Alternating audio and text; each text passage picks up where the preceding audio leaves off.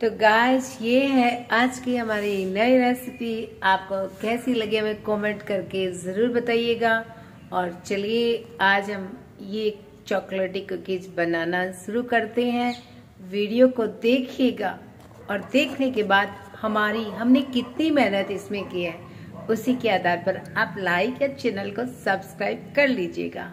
कहने की ज़रूरत नहीं है क्योंकि आप खुद समझदार हैं, पर ये बात ज़रूर आप नोटिस कीजिएगा, जो लोग मेहनत करके वीडियो बनाकर डालते हैं आप उन्हें लाइक जरूर कर दिया करें। तो चलिए फिर आज की रेसिपी शुरू करते हैं। चॉकलेटी कुकीज, होममेड चॉकलेटी कुकीज। आज बटर चॉकलेटी कुकीज के लिए मैंने लिया है 30 ग्राम बटर और इसको मैंने डाल दिया है बाउल में।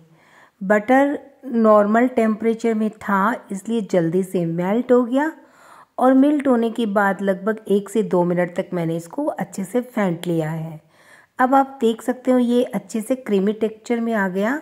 तो मैंने इसके अंदर डाल रही हूँ खांड का बूरा, यानी खांड होती है ना जो, इसमें मैं शुगर पाउडर नहीं ले रही हूँ। आप देख रही हो यहाँ पे इसका कलर आप देख के समझ सकते हैं कि ये है खांड, देसी खांड का मैंने यूज किया यहाँ पे। तो शुगर पाउडर नहीं ले रही हूँ मैं, यहाँ पे खांड ले रही हूँ। ये खांड मैंने लिए 30 ग्राम और इसको भी मैंने इसके अंदर अच्छे से मिक्स कर लिया है। अब मिक्स होने के बाद इसको हमें अच्छे से फेंटना है फ्लफी होने तक, और एक छोटा सा टुकड़ा आइस का डाल देना है। इससे क्या है, ये ठंडा हो जाएगा और अच्छे से फ्लफी हो जाएगा। तो देखिए 2 से 3 मिनट मैंने अच्छे से इसको बीट किया, ठंडा होने की वजह से फटाफट में ये फ्लफी हो गया। और उसके बाद मैंने 1.5 कटोरी मैदा डाल दिया। यहाँ पे मैं मैदा डाल रही हूँ, आप चाहे तो आटा भी यूज कर सकते हैं। एंड विस्कर को हम साइड में रख देंगे और अब हम ये डो हाथ से प्रिपेयर करेंगे। इसी बीच हम डाल लेंगे कॉर्न स्टार्च। कॉर्न स्टार्च से क्या होता है कि ये जो बिस्किट्स है ना बहुत अच्छे से फूल कर आते हैं। तो 1 चम्मच कॉर्न स्टार्च लीजिए और इसके अंदर ऐड कर दीजिए आधा चम्मच बेकिंग पाउडर और 1/4 चम्मच बेकिंग सोडा और 2 छोटे चम्मच मैंने दूध डाल दिया है। तो ध्यान रखना क्वांटिटी मेजरमेंट आप बिल्कुल बराबर लीजिएगा। अब दूध थोड़ा मुझे कम लग रहा था तो मैंने 1 चम्मच के करीब दूध और डाल दिया और अच्छे से अब मुझे इसे हाथों से मिलाना है। हाथों से मिलाने के बाद मैं देखूंगी कि मेरा डो जो है वो कैसा है। तो मुझे लग रहा है जहाँ से कि डो है ना नॉर्मल है, अच्छे से गूंथा जा रहा है। मतलब जो खांड का जो पाउडर है ना वो थोड़ा सा लाइटली से दूध से ही अच्छे से पूरे डो को सान देता है। तो इसलिए दूध इसीलिए डालते हैं कि कहीं बैटर हल्का फुल्का भी सूखा ना रहे, अच्छे से संध जाए। इसलिए 1 से 2 छोटे चम्मच ही डालना चाहिए, ज़्यादा नहीं डालना चाहिए। अब डो संध गया है तो इसको मैं थोड़ी देर के लिए रेस्ट पे छोड़ देती हूँ। 10 मिनट रेस्ट करने के बाद मैं इसे 2 भाग में डिवाइड कर रही हूँ। एक भाग में हम डालेंगे थोड़ा सा कोको पाउडर,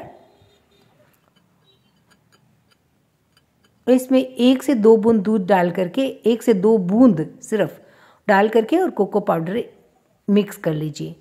अब देखिए दोनों की हम छोटी छोटी लोई बनाएंगे और इस तरह से लंबा लंबा बेल लेंगे। तो बस आपको ऐसे ही करना है, दोनों की छोटी छोटी लोई बनानी है और इस तरह से बेल लेना है। तो मैंने सारे बेल करके तैयार कर लिए। अब ये जो लेयर है इसको आपको इस तरह से लगा देना है। तो एक मोटी वाली लेयर बीच में लगा दी। अब इसके चारों तरफ ये पतली पतली जो मैंने लेयर बनाई है वो एक चॉकलेट वाली और एक ये प्लेन वाली लेयर हम यहाँ पे लगा देते हैं। तो इस तरह से ये यहाँ पे कंप्लीट हो जाएगा। तो बस ऐसे ही करना है आपको भी।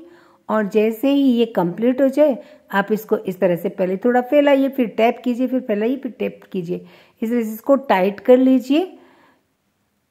अब आप किसी भी मोल्ड में इसको थोड़ी देर के लिए सेट होने के लिए छोड़ सकते हैं, लगभग 2 से 5 मिनट। तो मैंने इसको पेपर में पहले इसको फोल्ड करके बराबर सेव किया, फिर मैंने इसको डाल दिया वो कोलगेट वाला डिब्बा आता है ना उसके अंदर। तो आज मैं इसी का यूज करूँगी। इसको 5 मिनट के लिए फ्रिज में रख देते हैं। दूसरी तरफ मैं आपको एक और सिंपल सा तरीका भी बताती हूँ। छोटी छोटी ऐसे से बोल कर लेनी है और बोल करने के बाद ठीक वैसे ही बेल लेना जैसे कि मैंने पहले आपको बेल करके दिखाया था। तो इसी तरह से ये बोल्स भी आपको बेल करके तैयार कर देख सकते हैं। छोटी सी बोल थी तो बस इस तरह से आप इसको बेल सकते हो। तो इसी तरह से सारी पहले बेल लेते हैं, फिर मैं आपको दिखाऊंगी कि इसे कितनी आसानी से जो है ना आपकी कुकीज़ बन जाती है।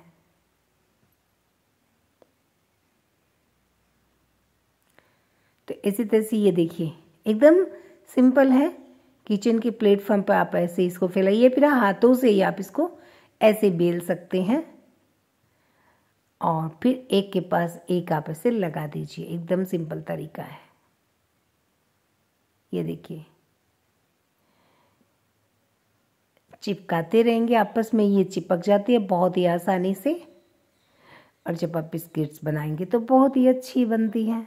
तो ये देखिए मैंने सारी इस तरह से लेयर जो है ना बेल बेल के चिपका दी है एक दूसरे के। और फिर आप इसको चाय जैसे शेप दे सकते हैं, कट कर सकते हैं